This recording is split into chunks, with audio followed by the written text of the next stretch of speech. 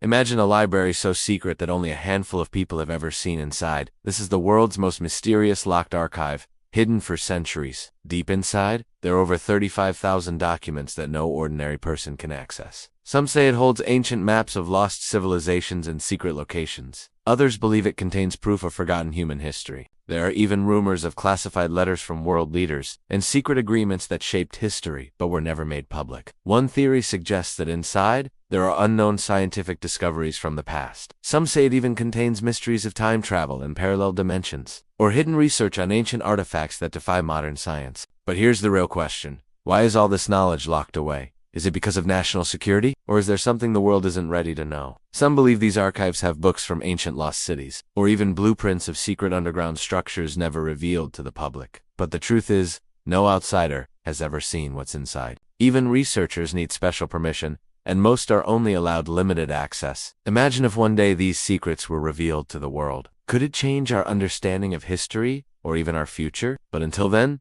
this locked archive remains one of the greatest mysteries. Do you think it holds lost knowledge, or is it just a myth? Let us know in the comments below, and don't forget to like, share, and subscribe for more mind-blowing mysteries.